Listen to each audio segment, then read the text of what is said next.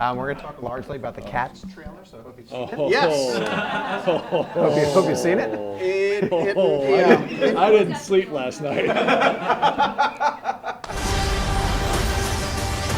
You know your teams, you know your missions. No mistakes. No do-overs. We are joined by two legends of the industry, Markus and McFeely, the co-screenwriters of Infinity War and Endgame. Gentlemen, it's always a pleasure to be here with you seems guys. a little strong, but go ahead. Legends. You know, some legends don't actually even exist. They're just legends. That's right. They're certainly old. I've heard stories about those two, but I've never seen them. Does this feel like the victory lap after the Super Bowl win, where you guys can actually celebrate and do all the press afterwards? I mean, a little bit. Yeah. It's also we didn't even come last year. Okay. Because we couldn't answer any questions. Sure. It feels like we're finally actually able to talk about the 5 years of work we put in on these movies. Right. Because before it'd be like, you wait. Right. Which is an extremely unsatisfying answer. So let's start with year one then. We'll walk through all five. Please. Bring it. Bring it. No, actually, someone brought up a good point of, I'll tell you who it was, to name drop. It was Jim Starlin. Jim Starlin said, you never waste a good villain. It'd be crazy to waste a good villain. Sure. So he expects Thanos to return in some way, shape, or form. Oh, in general? In general, yes. Well, in the MCU, he even would like to say. Feasibly, do you guys see a way that Thanos could return to the MCU? Is there a storyline or some such? It totally depends on your opinion of the multiverse and how you're going to go forward with the idea of using characters who are gone, right? Certainly comic book readers are pretty down with that. Any way you can give me that character, give it to me. My grandmother's not down with that. She knows Tony died. She knows that Thanos died. Sure. Why is he back? Right. Thanos died twice. Yes, well, it was taxing for her to hold on to that. So the question becomes, is Marvel, what path will Marvel take going forward? I love the idea that things matter, they stick, and you don't get a lot of get out of jail free cards. But I will give you that if anybody can do it, it's Kevin, right? And because Kevin for the last 10 years has already kind of trained an audience to expect more, to expect weirder, right? To stick around through the credits. Right. Like think of all the things that we do now that we didn't do 10 years ago. So I don't put anything past him. I also think Thanos is he's an existential philosophical character who you could bring back in some very weird esoteric way. Right. Whether I would do that or not there's also a vast universe of villains there. Sure. And you don't want to just keep bringing the same guy back and punching him in the face. Right. You guys dropped a bomb during your panel. If people who were not able to catch up on the Hall H panel, you guys described something that I would love for you to elaborate on here. Which one is this? Which is a decapitated Steve Rogers. Yes.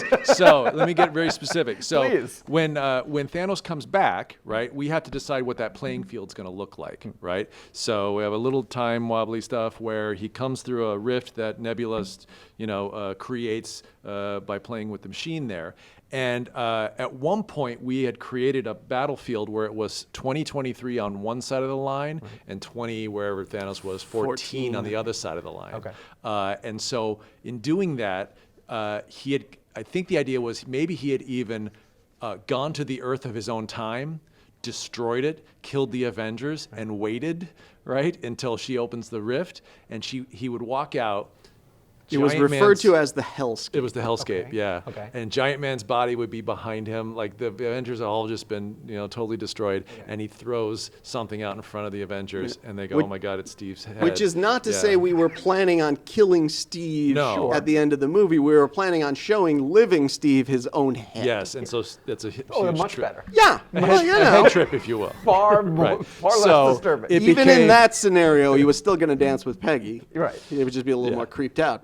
It was disturbing. Yes. Also super confusing. Okay. We already have a lot of loose ends we have to stitch up, and so if people, you have a lot of opportunities to lose people along the way. Right. Yeah. So that's why you have things like Hulk explaining time travel and Rhodey and Scott Lang going, but what about how time machine? That kind of stuff. So we want to make sure that everyone's in the car as we keep going down the road. Yeah. I mean, there were times where we never had a real discussion about it, but there were discussions that were just edging away from being joking about turning the third act into a third movie because we had so much third act. Right.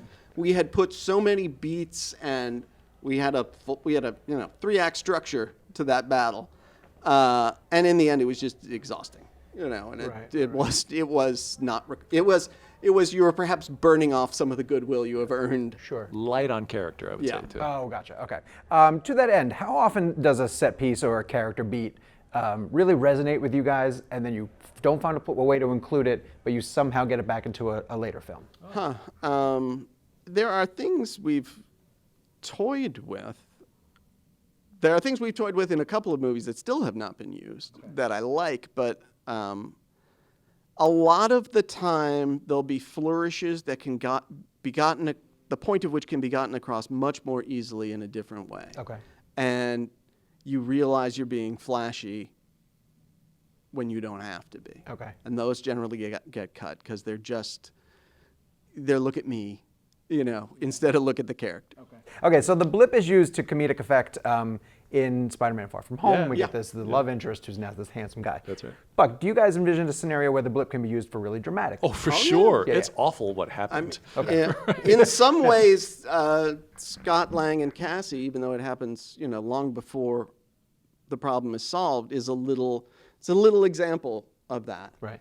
You have a father coming home to find his daughter, now 5 years older. This little girl that he was, best buddies with is now a teenager. Right.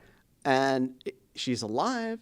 He's alive. That's a wonderful moment for both of them, but they've lost, some of the most important years of a father and daughter's life. I think that's all communicated on Rudd's face. Like every bit of that flowchart, you go, oh. Right. Even his joke, you're so big. That's great. And that's gonna happen a billion times. That's right. Yeah, very over true. the course of the earth. I mean, there's even a joke in Far From Home about how new people lived in Aunt May's apartment when she came back. Right. And that's gonna, people will have gotten remarried. People will have died of natural causes. Right. Like there's a tremendous, let alone the fact that you got to ramp up your food production and your medical supplies and it's basically it's a disaster. I've never had a chance to ask you guys this. When you were given the task of breaking Infinity War and Endgame, just story structure, did you at some point say, okay, but we need Adam Warlock or the Surfer? No. Really? I never did. Well, because the watchword was escort the 6 Avengers off the stage. This is an Avengers movie. And so if we, amongst all of those characters, if we can't find the solve there, if we have to give an entire origin story to a brand new character, then we've not done our job right. We don't translate the comics verbatim. And I think comic fans know that, but certainly the greater universe doesn't really understand that. Like we just make a different meal out of the same ingredients. Okay. And we have to honor Chris Evans and Robert Downey Jr. and Scarlett Johansson. Like that's the story we're honoring, not necessarily issue X of 1963. Yeah. You know what I mean? There are, we can move other characters into the spots that those characters occupied in the comics. Right. I mean, Bruce comes through the window the same way Surfer did in the comics. In some ways, Vision is doing some of the stuff in the first movie that Warlock is doing. Right. And Doctor Strange has a Warlockian perspective on some of the things. Right. So there's a way to transpose without, and plus we were already introducing, again, it's a complicated math. We were doing the first work on Captain Marvel, but she would have already been seen by people in a movie that was being made afterward. Right. So we had already a person effectively from space flying in. That's how many people are going to Do be that on math. it? Deus Ex, yeah. Right. Hear me out, though. Cat's cinematic universe. Yes. I don't think I I have to mean, hear anymore. 22 films. Right now. Yeah. And it's not a story, right? No, Like, it's sort of not. It's just a collection cats of... romping around. Well, it thing is- raises a lot of questions you didn't know you didn't want to ask. All right, are we ready?